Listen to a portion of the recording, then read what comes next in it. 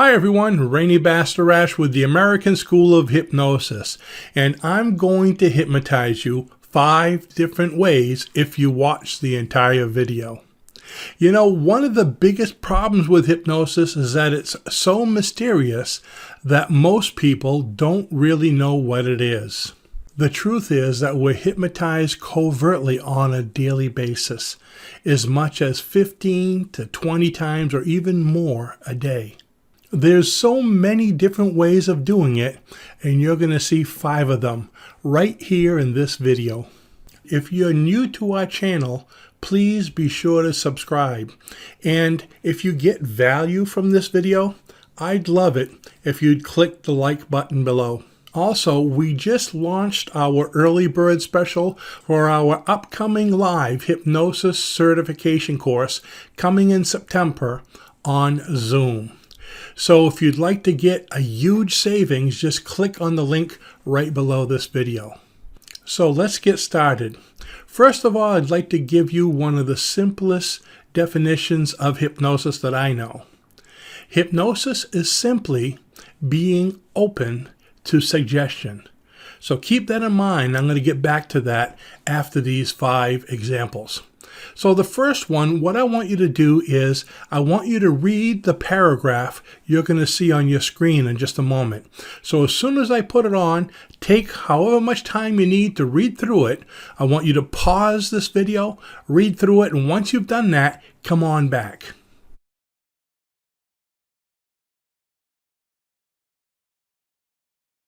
Okay, so what happened here was that you were so focused on trying to make out the words that you were reading that you weren't focusing on the message itself, which is getting right past your inner mind and was being accepted.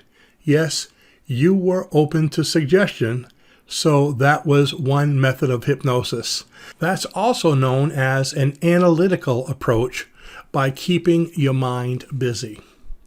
Let me tell you a story right now. This is a story about 2 brothers who were raised in the same household, and once they were grown and they were on their own, they led totally different lifestyles. Upon interviewing the first brother, he spoke about how he had a great life. He was very happy. He met the love of his life. He got married.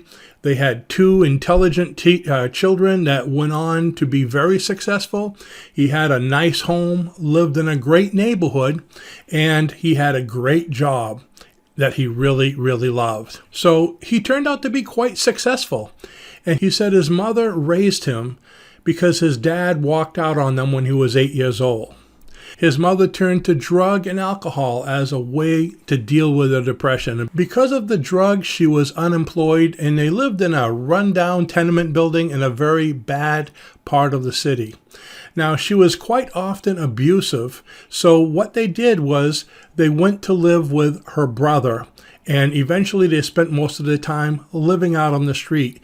And he said it was because of this lifestyle that he was so successful. He was determined to learn from his past and appreciate everything he had. Now, the interesting thing is when interviewing the second brother, he spoke of how he was very unhappy. He had a miserable life. He tried to get married, but due to drugs and all the bad things that were going on, she left him after 1 year. He hadn't been able to get a job anywhere and was often in trouble with the law. Presently, he was living on the streets and spending most of his time scrounging for food and trying to find a place to sleep at night. And he went on to say that the reason for this was because of his upbringing. He spoke of how his father left him when he was 8 years old, and his mother turned to drugs, and she used to beat on them, and they lived in a bad neighborhood, in a bad area. So he and his brother went on to live with her brother for a while, and eventually they lived on the street. And what he said was because of his upbringing, he just couldn't get ahead in life. He just never had a chance. It's amazing how both brothers went through the exact same experiences, but created entirely different realities. One of them created a wonderful life by taking advantage of his life and taking responsibility, and the other one, becoming a victim, had a miserable life.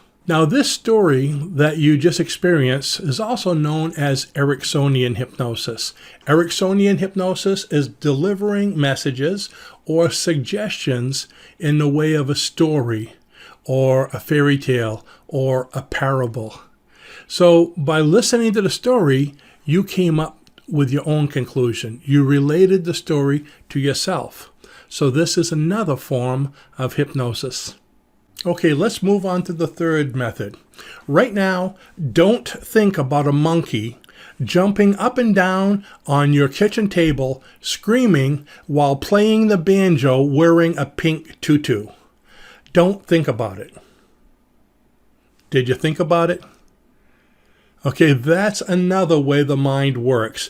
You accepted the suggestion even because I told you not to think about it.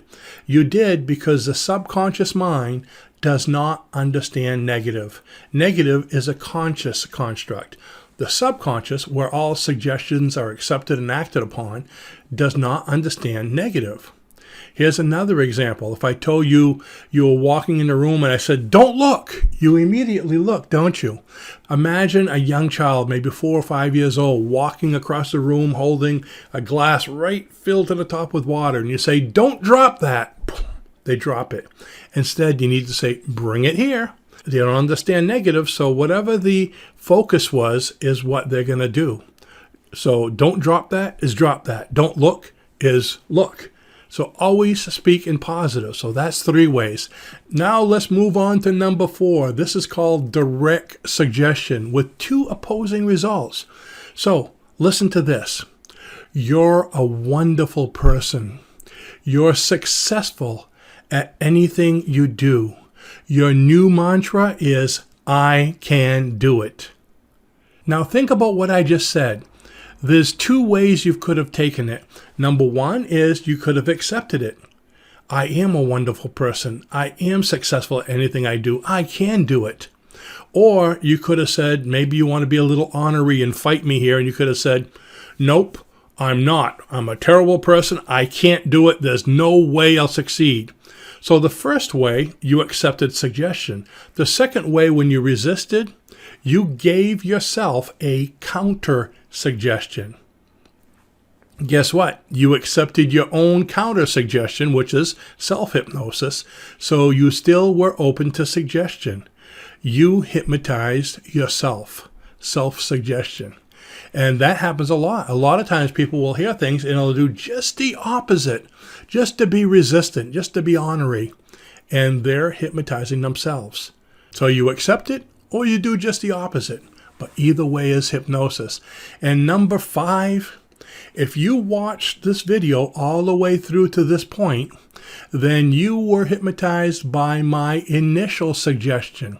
Remember, right at the beginning of the video, the title said, "I'll hypnotize you 5 different ways. Watch this entire video." And if you're still watching the video, you did accept the suggestions of what I gave you. You're still watching it. So right there's 5 of the many ways that I could easily hypnotize you. Now, there's many other stronger and even more covert ways to be hypnotized. And if you'd like to learn more about these and how to hypnotize yourself so you can reprogram your mind for health, wealth, whatever you like, and help others, just go ahead and click on the link below this video and learn about our upcoming hypnosis certification training or even our home study course if you'd rather learn on your own at home. One thing I guarantee you, it will change your life and you'll never look at things the same way again. So thank you for watching this video. If you enjoyed this content, please go ahead and click the like below and share it with your friends. Have a wonderful day and I'll see you in the next video. Bye-bye now.